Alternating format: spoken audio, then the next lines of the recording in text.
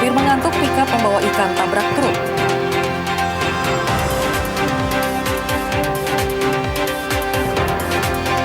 Paus dilindungi mati terdampar.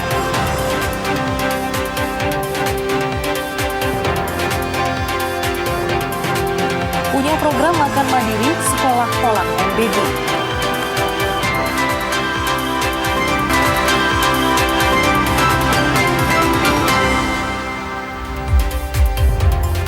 Halo saudara, apa kabar Anda hari ini? Kita berjumpa lagi dalam Kompas Jatim. Selain 3 informasi utama tadi, tim redaksi kami telah menyiapkan sejumlah informasi yang penting dan inspiratif lainnya. Bersama saya Vina Putri, kita jelang Kompas Jatim di Kompas TV, independen terpercaya.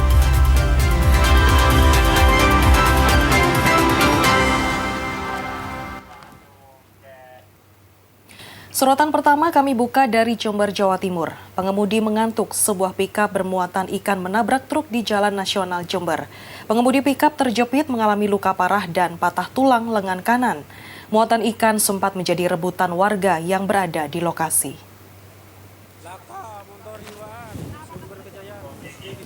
Inilah detik-detik setelah sebuah pickup bermuatan ikan menabrak bodi truk di Jalan Nasional penghubung Jember dan Banyuwangi di Desa Sumber Kejayaan, Kecamatan Mayang, Jember. Kondisi bodi depan pickup ringsek dan pengemudi terjepit mengalami luka parah dan patah tulang lengan kanan. Sementara truk yang ditabrak ringsek di bagian bodi samping kanan dan muatan ikan yang tumpah di jalan menjadi rebutan warga.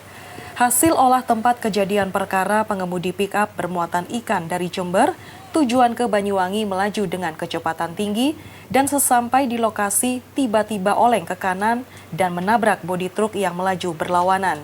Diduga sopir pickup mengantuk. Bermuatan ikan layur dari arah barat, dikemudikan Sulianto, umur 43, alamat Gumuk Mas, melaju dari arah barat, kemudian di TKP diduga mengantuk, sehingga berjalan oleng ke kanan, kemudian bertabrakan dengan kendaraan truk yang melaju dari arah timur. Setelah kecelakaan, kendaraan truk tidak ada di TKP, meninggalkan TKP. Kemudian untuk Pak Suliantonya mengalami luka patah tangan sebelah kanan, dirawat di Puskesmas Mayang. Informasi lainnya, seekor paus balin ditemukan mati terdampar di Pantai Ngelarap, Tulungagung, Jawa Timur. Bangkai mamalia laut ini menarik perhatian warga dan langsung dilaporkan ke pihak berwenang. Paus jenis balin dengan panjang sekitar 7 meter terdampar di Pantai Ngelarap, Desa Kebo Ireng, Kecamatan Besuki, Kabupaten Tulungagung, Jawa Timur. Pihak BPSPL menegaskan paus balin termasuk mamalia laut yang dilindungi, sehingga penanganan bangkainya harus sesuai standar operasional. Karena dinilai tidak mengganggu aktivitas warga dan jauh dari pemukiman, akhirnya diputuskan bangkai paus dibiarkan terurai secara alami di lokasi. Masyarakat diminta untuk tidak mendekati bangkai paus guna menghindari potensi penularan penyakit yang bisa saja terdapat di bangkai mamalia laut tersebut. Kita terima informasi itu hari Senin, dari Senin pagi ya Pak? Dari mana Pak? Petani. Dari warga lokal di sini. Terus kita hari Senin tuh sudah ke sini. Terus evakuasi berikutnya adalah mengikat biar mamalia yang terdampar itu tidak ke tengah laut yang nanti akan membahayakan penduduk sekitar sini, karena kalau sudah pecah perutnya itu bisa berbahaya.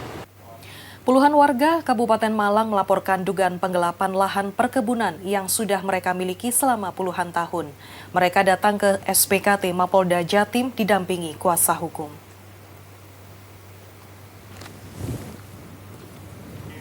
Puluhan warga Ngajum, Kecamatan Balesari, Kabupaten Malang ini berbondong-bondong mendatangi sentra pelayanan kepolisian terpadu SPKT Polda Jatim. Mereka melaporkan dugaan praktik mafia tanah yang mengancam hak kepemilikan lahan perkebunan tebu dan kopi milik warga. Tanah yang sudah dikuasai lebih dari 30 tahun dan memiliki sertifikat hak milik sejak 1993, tiba-tiba muncul sertifikat baru pada 2024 atas nama orang lain. Setidaknya ada 20 warga yang SHM-nya telah terbit sertifikat ganda dengan luas tanah total 76 hektar. Coba ini kan berasal dari tanah negara. Tanah-tanah mereka yang dimiliki sejak tahun 1993 sampai dengan sekarang dikuasai oleh mereka semuanya serta sudah memiliki sertifikat hak milik. Tiba-tiba tahun 2025 ini mereka mengetahui bahwa tanah-tanahnya yang sudah bersertifikat itu muncul sertifikat double. Sertifikat ganda, Pak ya? Sertifikat ganda. Nah, ini diduga dilakukan oleh oknum-oknum mafia tanah yang terorganisir. Luasnya tidak main-main. Tantangan di pernyataan untuk atas dasar terbitnya sertifikat. Ternyata saya tidak pernah melakukan tanda tangan itu, dan tanah yang mana pembelinya siapa itu saya tanyakan. Itu tahun berapa itu, Pak? Untuk penyataannya dibuat itu Maret 2024. Kalau selama ini kepala desanya kalau diminta keterangan seperti apa, Pak, jawabannya? Nah, kita nggak pernah berkomunikasi sama sekali mulai di Februari, jadi saya nggak tahu, nggak pernah berkomunikasi sama sekali. Tapi sebelumnya pernah menanyakan masalah tanah itu kepada lurahnya? Tahunya ya kita di atas dasar dari somasi. Kita tahunya dari keluarga korban itu tadi dari somasi. Sorotan lainnya, sebuah sekolah di Pamekasan, Jawa Timur memilih tidak mengikuti program makan bergizi gratis atau MBG. Sekolah menilai program makan mandiri yang sudah berjalan lebih efektif dan sesuai kebutuhan siswa. Sudah 3 tahun sekolah Rodotul Atfal Insan Cendikia di Kelurahan Jungcangcang, Pamekasan, Madura ini secara mandiri membuat program makan siang bagi siswa-siswinya. Pihak sekolah menjelaskan mereka telah memiliki program makan mandiri sejak 3 tahun lalu. Dengan mematok iuran Rp5.000 per hari, siswa mendapat menu beragam seperti ayam suwir, sop, sayur, buah-buahan, dan menu lainnya. Kepala sekolah bilang pernah beberapa kali ditawari penyalur MBG, namun pihaknya sepakat untuk menolak karena program mereka yang sudah berjalan lebih sesuai. Tak hanya itu, banyak orang tua siswa juga meminta sekolah melanjutkan program makan mandiri. Mereka khawatir program MBG tidak sepenuhnya sesuai dengan kebutuhan para siswa. Kalau MBG untuk di sini, atas saran dari wali murid dan kesepakatan juga dengan wali murid, kita tidak ambil. Ada yang menawarkan tuh ini? Beberapa, baik dari dapur yang ada di Kecamatan Pamekasan dan teman-teman di lembaga lain yang ambil, kita ditawari, tapi kita tetap menolak.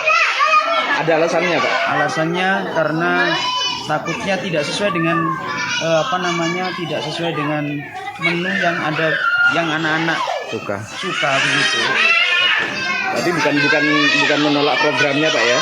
Tidak menolak programnya, cuman karena kan yang lebih tahu anak-anak itu kan gurunya dengan orang tuanya, sekolahnya begitu. Pihak sekolah menilai program mandiri lebih efektif dan relevan dengan kebutuhan para siswa. Karenanya sekolah memilih mempertahankan program sendiri dan tidak mengikuti program MBG. Nurhalis, Kompas TV, Pamekasan, Jawa Timur.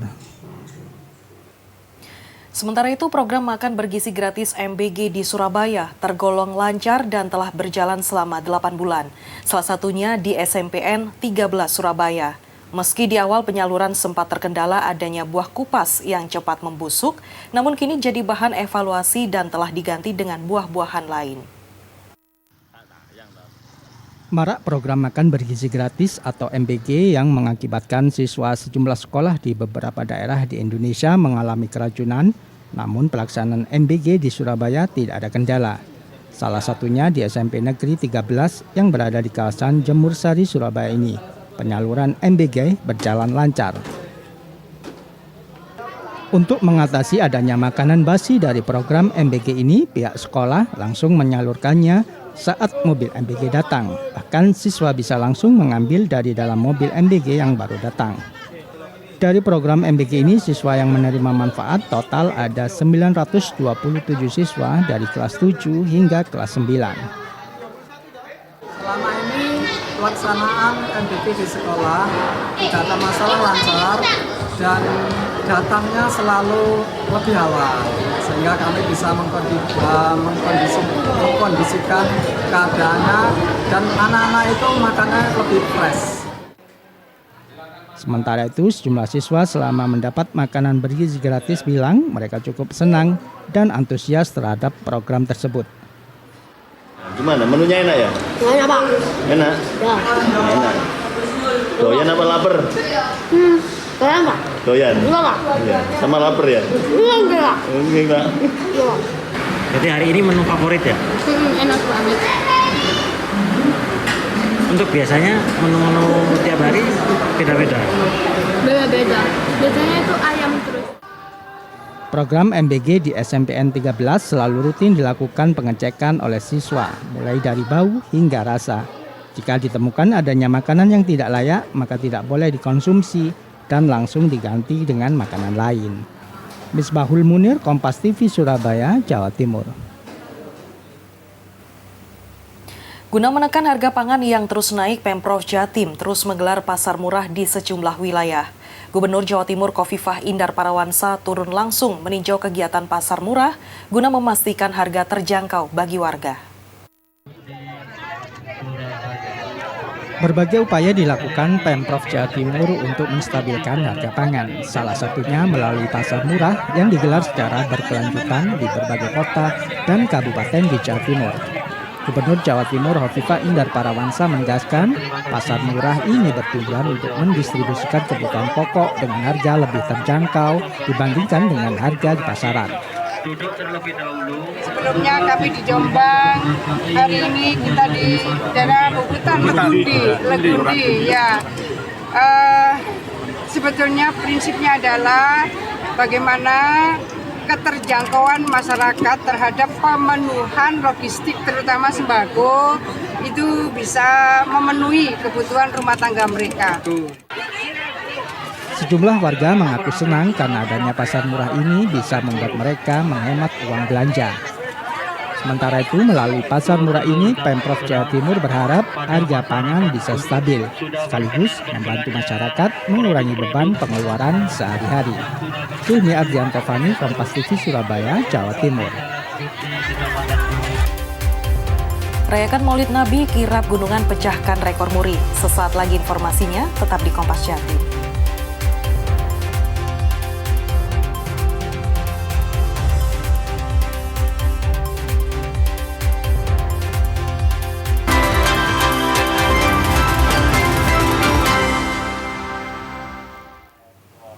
Saudara Gubernur Jawa Timur Khofifah Indar Parawansa akan melakukan revitalisasi lembaga pendidikan koperasi. Langkah ini untuk menyiapkan SDM pengawas koperasi Desa Merah Putih. Selain itu, Pemprov Jatim akan merapatkan terkait teknis pengelolaan bantuan modal dari Bank Himbara untuk koperasi Desa Merah Putih. Menurut Khofifah, persiapan sumber daya manusia penting dilakukan di lembaga pendidikan koperasi Lapenkop. Nantinya SDM akan mengawasi semua koperasi termasuk koperasi Desa Merah Putih. Selain itu, SDM koperasi juga harus menguasai skill manajerial dan berkualitas, sehingga dapat mengelola koperasi dengan baik. Selain itu, Pemprov Jatim juga tengah berkoordinasi terkait penyaluran dana bantuan modal koperasi dari Bank Himbara, sehingga suplai logistik ke masing-masing koperasi dapat disegerakan. Ya, kawan-kawan, jadi gini, tadi kami mendiskusikan dengan Pak Menteri dan Ketum, kita perlu melakukan revitalisasi Lapenkop. Jadi tempat-tempat pelatihan dan pendidikan koperasi ini untuk menyiapkan SDM-SDM yang akan mengawaki semua koperasi, termasuk di dalamnya adalah KMP, baik koperasi desa maupun koperasi Kelurahan Merah Putih. Jadi tadi kami juga mendiskusikan juknis untuk bisa mendeliver anggaran dari pemerintah terutama Himbara, itu juga sudah disiapkan oleh Pak Menteri Koperasi. Mudah-mudahan bisa segera nanti dideliver sehingga suplai logistik ke masing-masing koperasi itu bisa disegerakan. Menteri Koperasi Ferry Juliantono mendorong agar koperasi kembali menjadi penyokong ekonomi nasional. Salah satunya dengan pembangunan koperasi Desa Merah Putih di seluruh wilayah di Indonesia. disampaikan saat membuka musyawarah wilayah Dewan Koperasi Indonesia wilayah Jawa Timur di Gedung Negara Gerahadi Surabaya. Menteri Koperasi Ferry Juliantono bilang, salah satu strategi Kementerian Koperasi agar menjadi penyokong ekonomi nasional adalah dengan mendorong pembangunan koperasi Desa Merah Putih di seluruh wilayah di Indonesia. Saat ini Koperasi Desa Merah Putih telah memasuki tahap kedua, yakni operasionalisasi. Untuk membantu pembangunan Koperasi Desa Merah Putih, pemerintah melakukan sejumlah relaksasi bantuan modal. Di antaranya penyaluran modal Koperasi Desa Merah Putih melalui Bank Himbara. Harapannya agar pembangunan Koperasi Desa Merah Putih berjalan lancar pada Oktober 2025 mendatang. Khusus mengenai untuk kegiatan Koperasi Desa Kelurahan Merah Putih, tentu kami akan mengajak partisipasi dari teman-teman dari Dewan Koperasi Indonesia untuk terlibat membantu. Tetapi di luar yang Koperasi Desa Kelurahan Merah Putih tentu ada kegiatan-kegiatan koperasi-koperasi yang sudah existing ada, dan tadi kami juga sudah menyampaikan bahwa kita akan dorong koperasi-koperasi yang existing itu untuk bisa produktif, dan kemudian kita akan dorong juga untuk menjadi ke arah industri, dan nanti koperasi-koperasi yang simpan pinjam akan kita dorong untuk menjadi koperasi perkreditan yang lebih ke arah yang tidak konsumtif tetapi yang lebih produktif. Mungkin itu. Pemkot Surabaya bekerja sama dengan Kementerian Agama untuk mewujudkan kampung Pancasila yang berlandaskan nilai-nilai keagamaan. Kolaborasi ini difokuskan untuk memberantas buta aksara agama, khususnya membaca Al-Quran di kalangan masyarakat. Program Berantas Buta Membaca Al-Quran tersebut sebagai langkah strategis untuk memperkuat fondasi spiritual masyarakat. Para penyuluh agama akan terjun langsung ke perkampungan. Tujuannya agar setiap warga dapat membaca Al-Quran. Pemkot Surabaya akan mendata warga yang ingin belajar Al-Quran melalui lurah dan camat. Data tersebut kemudian digunakan untuk menyusun program pelatihan yang terstruktur bersama para penyuluh agama. Kebetulan Surabaya ini kan bentuk kampung Pancasila. Kampung Pancasila itu sebenarnya sejatinya adalah menjalankan nilai-nilai agama dan nilai-nilai Pancasila. Nilai-nilai agama dijalankan secara kafah. Karena itulah saya ingin ketika setiap perkampungan, setiap keluarga itu didasarkan agama, maka keluarganya akan sakinah mawaddah warahmah. Lah keluarganya sakinah mawaddah warahmah, kampungnya jadi kuat. Sementara itu, Kepala Kemenak Surabaya, Muhammad Muslim bilang, melalui program pembinaan anti buta aksara Al-Quran, Kemenak Surabaya menargetkan di tahun 2027 hingga 2028, warga Surabaya terutama para lansia bebas dari buta aksara Al-Quran. Pembinaan anti buta aksara Al-Quran rencananya akan dimulai pada bulan Oktober mendatang dengan melibatkan seluruh elemen Pemkot seperti kelurahan, kecamatan, hingga RT RW. Akan mulai gerakan pemberantasan buta aksara Al-Quran untuk orang tua dan lansia. Jadi target kita tahun 2027 atau 2028 nanti Surabaya sudah tuntas buta aksara Al-Quran untuk orang dewasa, bukan anak-anak ya. Nah, ini akan kita mulai di bulan Oktober tahun ini. Pembinaan anti buta aksara Al-Quran ini sejalan dengan program pemerintah Kota Surabaya seperti adanya Kampung Pancasila. Kedepan, Kemenak Kota Surabaya juga akan mendirikan Kampung Moderasi Beragama dan Kampung Murotal. Program ini tidak terbatas pada agama tertentu. Kemenak memiliki penyuluh dari berbagai agama seperti Islam, Kristen, Katolik, Hindu, Buddha, dan Konghucu. Alfian Rahman, Kompas TV, Surabaya, Jawa Timur. Ratusan ancak agung atau tumpeng hasil bumi dikirap keliling kota Jember dalam peringatan Maulid Nabi Muhammad. Kirap ini memecahkan Museum Rekor Dunia Indonesia MURI dengan jumlah ancak agung atau tumpeng terbanyak. Ribuan orang dengan membawa ratusan ancak agung atau tumpeng hasil bumi memenuhi jalan protokol kota Jember. Kirap ini sebagai bentuk rasa syukur atas karunia yang diberikan sekaligus peringatan hari kelahiran Nabi Muhammad. Kirap yang melibatkan warga dari 31 kecamatan ini juga bagian melestarikan budaya nenek moyang dan ajang silaturahmi. Kirap ancak keliling kota Jember juga bagian dari memecahkan rekor sebagai kirap tumpeng terbanyak.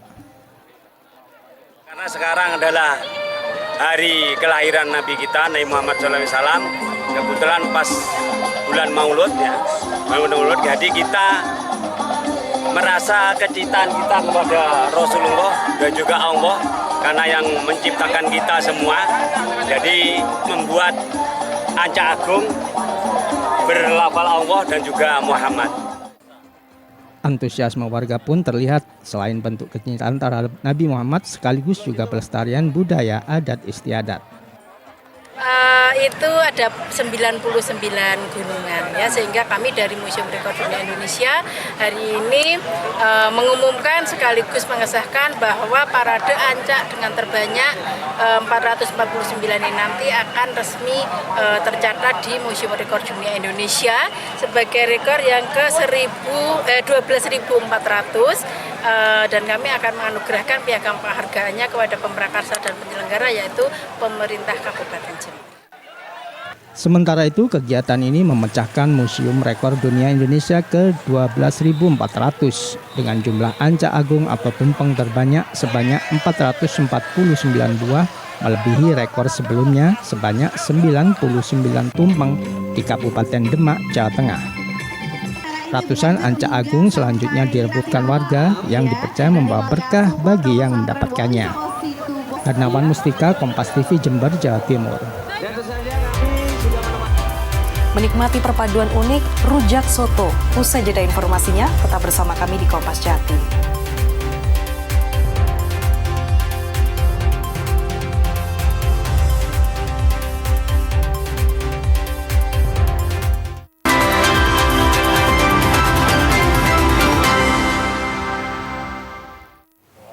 Saudara, rujak dan soto adalah dua menu kuliner yang berbeda, tapi bagaimana jika kedua kuliner tersebut disatukan? Perpaduan rujak cingur dan kuah soto daging ternyata menghasilkan rasa yang unik dan menarik. Dan informasi ini sekaligus menutup jumpa kita di Kompas Jatim hari ini. Jangan lupa saudara untuk menyaksikan live streaming kami di kompas.tv dan channel YouTube Kompas TV Jawa Timur. Kompas TV, independen terpercaya. Saya Vina Putri, sampai jumpa. Inilah rujak soto, kuliner khas Banyuwangi yang juga hadir di Kota Batu.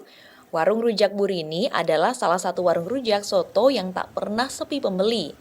Berada di lokasi wisata pasar tanaman hias, warung rujak soto ini sangat mudah ditemui. Di Kota Batu sendiri, kuliner unik khas Banyuwangi ini ternyata juga tak kalah banyak peminatnya. Nanang, penjual rujak soto menjelaskan, rujak soto adalah seporsi rujak cingur lengkap beserta bumbu, lalu disiram dengan kuah soto daging lengkap dengan koya dan kecambah. Alhasil, paduan rasa segar bercampur gurih berpadu menjadi satu di lidah. Menurut Nanang, orang tuanya berjualan rujak soto sekitar 30 tahun yang lalu. Menu rujak soto sendiri berasal dari permintaan pelanggannya. Berawal dari situlah, menu rujak soto menjadi menu andalan di warung ini. Rujak dicampur kuah soto sama daging, lengkap lah gitu. Lengkap. Terus dari permintaan itu terus akhirnya sampai sekarang atau gimana? Ya sampai sekarang. Kalau ada orang datang kembali ke sini lagi itu kesini tetap itu ya, rujak soto. Sementara itu, menurut pembeli, rasa rujak dengan bumbu kacang dan petis yang berpadu dengan kuah soto dan daging menghasilkan sensasi rasa yang unik dan menarik. Karena itulah pengunjung selalu datang untuk menikmati rujak soto ini. Rujaknya kan enak, kikil ya. Kalau rujak sotonya sih rasanya ya kayak makan soto kalau rujak ya enak perpaduan. Maksudnya makan soto tapi rasa petis, ada petisnya. Satu porsi rujak soto dibanderol Rp24.000. Namun jika pengunjung ingin menikmati menu lain, warung ini juga menyediakan tahu lontong, tahu telur, soto daging, dan rujak cingur. Tim Liputan, Kompas TV Malang, Jawa Timur.